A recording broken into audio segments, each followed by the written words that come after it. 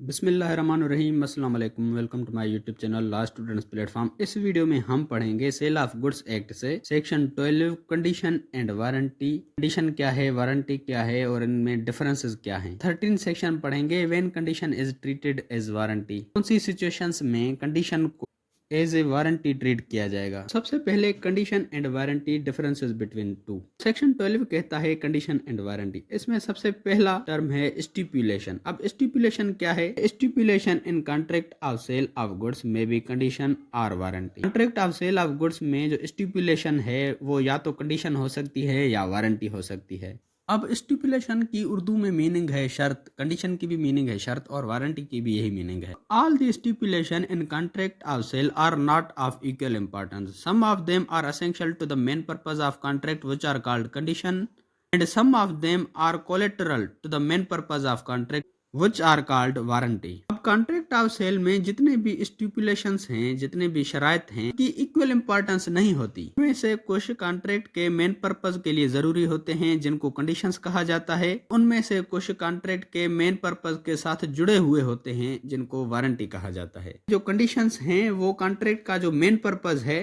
उसके लिए जरूरी होते हैं। जो वारंटी है वो कॉन्ट्रैक्ट के मेन पर्पस के साथ जुड़े हुए होते हैं।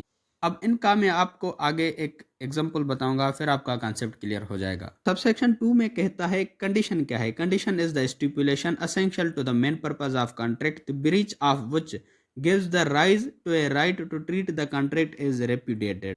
अब कंडीशन एक स्टिपुलेशन है जो कॉन्ट्रैक्ट के मेन पर्पस के लिए जरूरी है। अगर कोई भी कंडीशन को ब्रीच करता है तो एग्रीविड पार्टी है उसके पास ये राइट आ जाता है कि उस कॉन्ट्रैक्ट को रेप्यूडिएट कर सकती है, कैंसिल कर सकती है, डैमेजेस भी क्लेम कर सकती है। अब एसेंशियल्स ऑफ कंडीशन। कंडीशन के कौन से एसेंशियल्स हैं? सबसे पहला है essential to the main purpose of contract. ये मेन पर्पस ऑफ कॉन्ट्रैक्ट के लिए जरूरी होती है। दूसरा एसेंशियल है non fulfilment of condition causes irreparable damage to the aggrieved party which would defeat the main purpose for which contract was made. अब अगर कोई भी कंडीशन को फुलफिल नहीं करता एग्रीविड पार्टी को इररिपेरेबल डैमेज होगा और ये ब्रीच कॉन्ट्रैक्ट के मेन पर्पस को डिफीट करेगा। जिस पर्पस पे कॉन्ट्रैक्ट बनाया गया था, जिस पर्पस के लिए कॉन्ट्रैक्ट बनाया गया था वो पर्पस ही डिफीट हो जाएगा। थर्ड एसेंशियल है the breach of condition gives a rise to the aggrieved party to rescind the contract and recover the damages for breach of condition. अगर ब्रीच ऑफ कंडीशन होती है तो जो एग्रीविड पार्टी है उसके पास ये राइट आ जाता है कि वो उस कॉन्ट्रैक्ट को रिस्काइंड कर सकती है,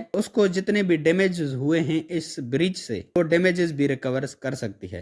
अब इस कंडीशन का हम एक एग्जांपल पढ़ते हैं, फिर आपका कॉन्सेप्ट क्लियर हो जाएगा। अब मिसाल के तौर पर ए ने बी को कहा मुझे आप एक कार सेल करो, वो कार मुझे रेस के पर्पज के लिए चाहिए। कार की स्पीड 250 किलोमीटर पर हवर होनी चाहिए। ये उस बंदे ने ए ने कंडीशन रखी कि मुझे एक रेसिंग पर्पज के लिए कार चाहिए जो 250 किलोमीटर पर हवर स्पीड से चले। अगर वो बंदा उसको ये कार देता है और वो कार 250 किलोमीटर पर हवर नहीं चलती, इसका मतलब यहाँ पर बी ने ब्रीच ऑफ कंडीशन की। यानी कॉन्ट्रैक्ट का जो मेन पर्पस था, कॉन्ट्रैक्ट का मेन पर्पस था कार 250 किलोमीटर पर हवर चले, लेकिन वो तो 150 किलोमीटर पर हवर चल रही है। यहाँ पर मेन पर्पस डिफीट हुआ, एसेंशियल पर्पस था कॉन्ट्रैक्ट का वो डिफीट हुआ, मतलब बी ने ब्रीच ऑफ कंडीशन की। अगर ब्रीच ऑफ कंडीशन है तो ए ना सिर्फ कॉन्ट्रैक्ट को रिस्काइंड करेगा, उसको जो डैमेजेस हुए हैं वो भी क्लेम करेगा। उसने जितने भी पैसे भरे, उसका टाइम जाया हुआ, इस कॉन्ट्रैक्ट के दौरान जितने भी उसको डैमेजेस हुए वो डैमेजेस भी क्लेम करेगा और इस कॉन्ट्रैक्ट को भी कैंसिल कर देगा। अब ये तो हो गई कंडीशन। अब वारंटी क्या है? Warranty is the stipulation collateral to the main purpose of contract the breach of which gives rise to a claim for the damages but not the right to reject the goods and not to treat the contract as repudiated। जो warranty है वो contract के main purpose के साथ जुड़ी हुई होती है। जैसे हमने कंडीशन पढ़ी, कंडीशन मेन पर्पस के लिए एसेंशियल होती है लेकिन ये मेन पर्पस के साथ जुड़ी हुई होती है। अगर कोई भी वारंटी को ब्रीच करता है तो जो एग्रीविड पार्टी है वो डैमेजेस क्लेम कर सकती है लेकिन कॉन्ट्रैक्ट को रिस्काइंड नहीं कर सकती और गुड्स को रिजेक्ट नहीं कर सकती। इसका भी मैं आपको आगे मिसाल बताऊंगा, आपका कॉन्सेप्ट क्लियर हो जाएगा। इससे पहले हम इसके एसेंशियल पढ़ते हैं। सबसे पहला एसेंशियल है वारंटी का collateral to the main purpose of contract. Warranty contract के मेन पर्पस के साथ जुड़ी हुई होती है। दूसरा है breach of warranty causes damage to aggrieved party but it does not defeat the main purpose of contract. अब अगर कोई भी वारंटी को ब्रीच करता है तो एग्रीवेड पार्टी को डैमेज काज होगा, लेकिन ये कॉन्ट्रैक्ट के मेन पर्पज को डिफीट नहीं करेगी। थर्ड एसेंशियल है aggrieved party can only claim damages but not repudiate the contract. जो एग्रीवेड पार्टी है सिर्फ डैमेजेस क्लेम कर सकती है लेकिन कॉन्ट्रैक्ट को कैंसिल नहीं कर सकती, और जो चीजें उसने कॉन्ट्रैक्ट के अंडर खरीदी थी वो रिजेक्ट नहीं कर सकती। अब हम इस वारंटी का मिसाल पढ़ते हैं। इसका भी मिसाल हम वही ले लेते हैं। मिसाल के तौर पर ए ने बी को कहा कि मुझे एक कार चाहिए रेसिंग पर्पज के लिए जिसकी स्पीड 250 किलोमीटर पर हावर चले। बी ने कहा कि ये लो कार की 250 किलोमीटर पर हावर स्पीड है, साथ ही साथ इस कार की जो एसी है वो भी बहुत अच्छी है। अब यहाँ पर 250 किलोमीटर पर हावर है वो कंडीशन है, तो उसने जो कहा कि इसकी जो एसी है वो भी बहुत अच्छी है, तो ये जो एसी वाली बात है ये वारंटी है। अब अगर ए वो कार खरीद के लेके जाता है और बाद में उस कार की एसी सही नहीं होती तो समझो बी ने ये ब्रीच ऑफ वारंटी की। तो यहाँ पर ए के पास ये राइट है कि वो उससे डैमेजेस क्लेम कर सकता है। उसको कहेगा आपने कहा था कि इस कार की जो एयर कंडीशन है वो बहुत सही है लेकिन ये काम नहीं कर रही। यहाँ पर ये ब्रीच ऑफ वारंटी है। यहाँ पर ए सिर्फ डैमेजेस क्लेम कर सकता है लेकिन उस पूरी कार को रिजेक्ट नहीं कर सकता। जो कार की स्पीड है 250 किलोमीटर पर हावर वो essential to the main purpose of contract, जो कॉन्ट्रैक्ट का मेन पर्पज है उसके साथ असेंशियल है। और ये स्पीड कॉन्ट्रैक्ट का समझो एक मेन पर्पज है, इसी पर्पज पे कॉन्ट्रैक्ट बना हुआ है। जो इसकी एसी का एयर कंडीशन का अच्छा होना या बुरा होना collateral to the main purpose of contract, main purpose के साथ जुड़ी हुई है, मेन पर्पज लिए जरूरी नहीं, इस चीज पर कॉन्ट्रैक्ट नहीं बना हुआ। ये अगर चीज ब्रीच होती है तो ये ब्रीच ऑफ वारंटी होगी। तो अगर ब्रीच ऑफ वारंटी है तो एग्रीवेड पार्टी यानी जो ए है वो सिर्फ डैमेजेस क्लेम कर सकता है लेकिन उस कार को रिजेक्ट नहीं कर सकता। ये था कंडीशन और वारंटी में डिफरेंस। जो कंडीशन है वो मेन पर्पज पे बनी हुई होती है, जो वारंटी है वो मेन पर्पज के साथ जुड़ी हुई होती है। अगर कंडीशन ब्रीच होती है तो जो एग्रीवेड पार्टी है वो कॉन्ट्रैक्ट को रिस्काइंड करेगी, गुड्स को रिजेक्ट करेगी और डैमेजेस को क्लेम करेगी। और अगर जो वारंटी ब्रीच होती है, जो एग्रीवेड पार्टी है सिर्फ डैमेजेस क्लेम कर सकती है लेकिन कॉन्ट्रैक्ट को रिस्काइंड नहीं कर सकती, जो गुड्स हैं उसको रिजेक्ट नहीं कर सकती। सबसेक्शन 4 कहता है whether stipulation in contract of sale is condition और warranty depends upon the structure of the contract and intention of parties. जो कॉन्ट्रैक्ट में स्टिपुलेशन है, जो शर्त है, वो कैसे पता चले कि वो कंडीशन है या वारंटी है? ये कॉन्ट्रैक्ट की स्ट्रक्चर पे डिपेंड करता है और पार्टीज के इंटेंशन पे डिपेंड करता है। जैसे बंदे ने कहा था मुझे रेसिंग पर्पज के लिए 250 किलोमीटर पर हावर स्पीड चलने वाली कार चाहिए, उसका जो मेन पर्पज है, मेन पर्पज ही स्पीड है, लेकिन उसने कहा कि साथ साथ इसकी कार की एसी जो है, एयर कंडीशन है, वो भी सही है। ये उस कॉन्ट्रैक्ट का मेन पर्पज नहीं था, ये चीज वारंटी है।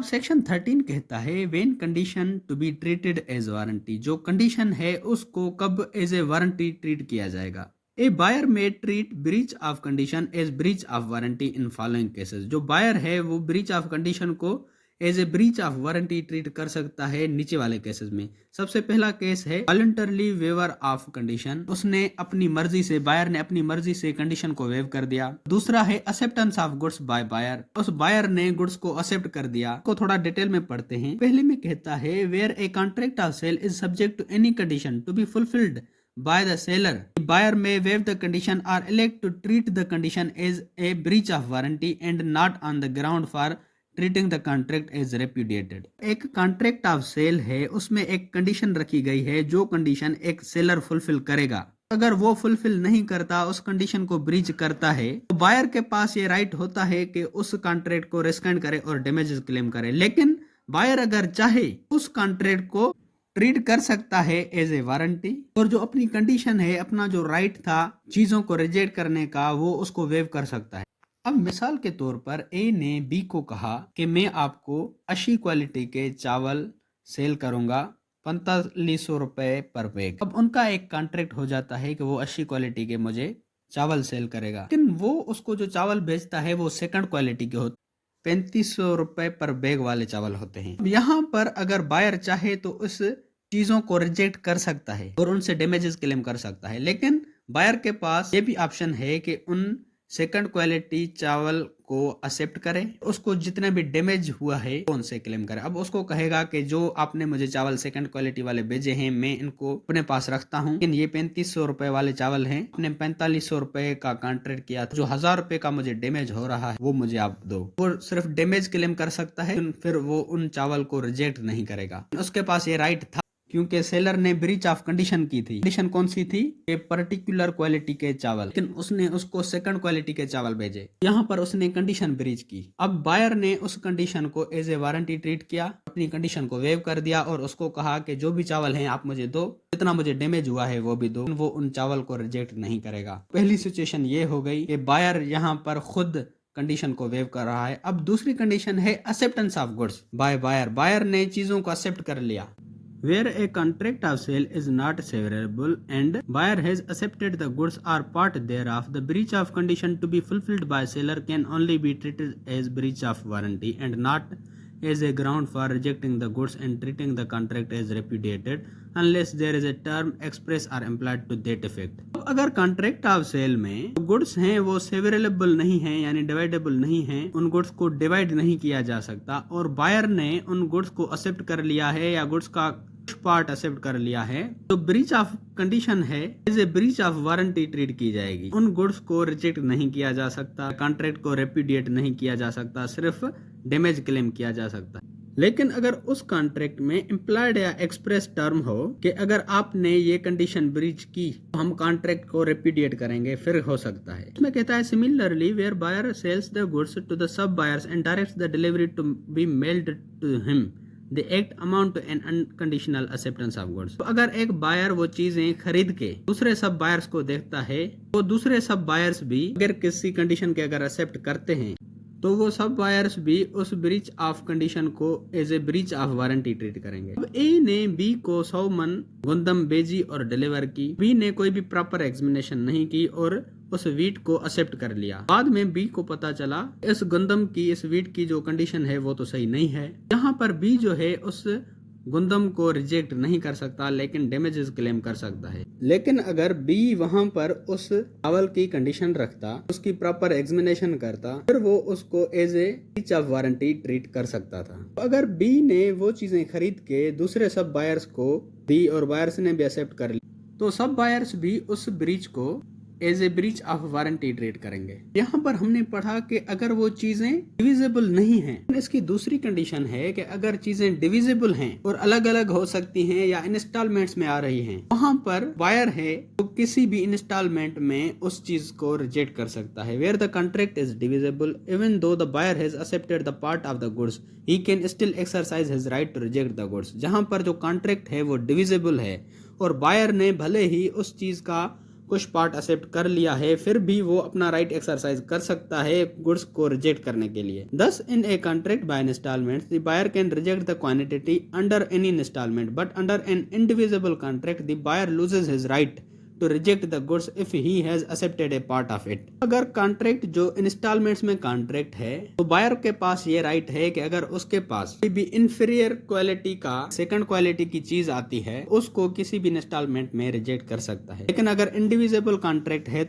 बायर के पास ये राइट नहीं होता कि उस चीज को वो रिजेक्ट करे जिस चीज को उसने एक्सेप्ट कर लिया है। इसका हम एक एग्जांपल पढ़ते हैं। एक शॉपकीपर ने एक मैन्युफैक्चरर से कॉन्ट्रैक्ट किया, आप मुझे हर हफ्ते बाइक के टायर्स भेजा करो। कुछ टाइम उस मैन्युफैक्चरर ने इस शॉपकीपर को टायर्स भेजे, लेकिन कुछ टाइम के बाद उसने जो टायर्स भेजे उसकी क्वालिटी शॉपकीपर को पसंद नहीं आ रही थी, तो शॉपकीपर के पास ये राइट है कि वो उन टायर्स को रिजेक्ट कर सकता है जो अभी आने वाले हैं। तो दोस्तों ये था हमारा आज का टॉपिक। उम्मीद है कि आपका कॉन्सेप्ट क्लियर हो गया होगा।